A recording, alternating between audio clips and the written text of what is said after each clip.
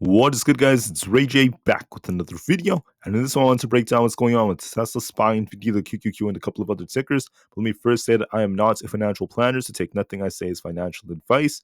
And also, if you guys can, please check out the Webull link, which is down below in the description. If you sign up for Webull and deposit $500, you're guaranteed 20 free stocks. If you deposit $25,000 or more, you're guaranteed 75 of them. And the offer ends very soon in just 8 days. Anyways, for the market, I just wanted to mention that right now, we're not really seeing a whole lot of excitement, at least for some stocks like Tesla, but other stocks are showing some potential, such as SPY and the QQQ. So I just wanted to make it very clear there wasn't really much data that came out. The bill auctions were as expected. On Tuesday, we also had we have more data like PMI reports coming out and such, but nothing too crazy. The earnings are going to be very, very intense starting tomorrow, so we'll just have to wait and see how they go.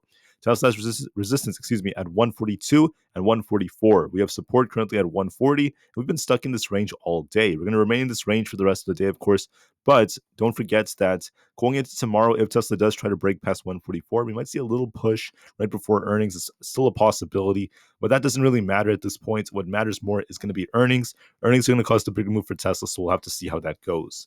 For SPY, I just want to mention that this thing is attempting to rebound, but we need confirmation for this thing to continue to push higher, because the first thing is, if you look at the trend before, we had this high here. We made a lower low, lower high, lower low. Now we're trying to break this high. So this high broke this high. We made a higher high. But the question is, will we make a higher low? Will we end up basing at like 498 or so and then get a big bounce tomorrow?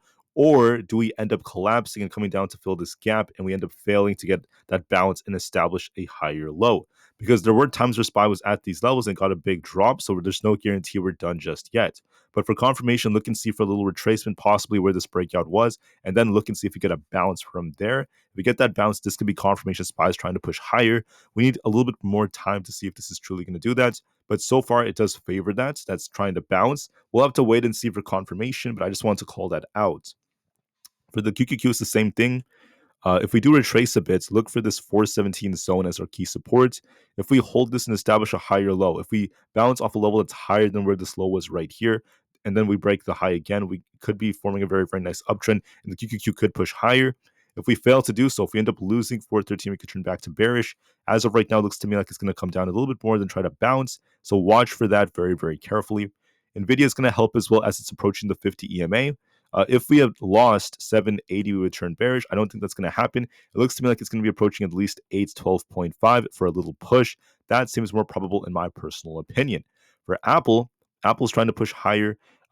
If we establish a higher low, so if Aapl tries to bounce off 165 or so and starts pushing above 167.5, yes, we could push higher and then try to get up to this wick. We're on a slight uptrend right here, so we could push higher. So wait and see if that ends up being the case. For just a few more, if you look at Coinbase, we came all the way down to this 214 area, came down to slightly fill this gap, then we got a nice bounce again. And if we keep going at this point, look at this resistance zone at 226. If we break this, we could be testing the trend line again towards 230 plus. So watch and see if you get that break above resistance. I'm seeing potential in Coinbase. For Amzn, we came down today. We did not fill the gap. We ended up coming back up. If we break 178, we could be looking for a push all the way up to 181.5 plus. If we fail to break it, we could turn or fail to turn. So we'll just have to wait and see. Meta could also try to turn. It's not looking as strong as the others out there as we're approaching earnings. But let's see if we could get above 490. If we break that, we could push higher. So we're going to give this a little bit more time. With that being said, with the VIX dropping, it's down like 10%. This is giving the market some interesting potential, in my opinion, because the VIX is starting to show some weakness for the first time in quite some time. So if the VIX ends up dipping more, this could be because of the market potentially pushing higher. So we're going to give this a little bit more time. Don't turn too bullish yet, guys. Let's wait a little bit. We're still in the 499s on SPY. So let's wait. Let's see if we get a confirmation move tomorrow. If we get that, this could be starting a bounce. So just wait and see. This could be very temporary, and we'll give this the time it needs. All right, so that's your super, super quick lightning fast update. Thank you all so much for listening. Make sure you watch your levels, and we'll see how things go. I'll see you guys in a few hours, and peace.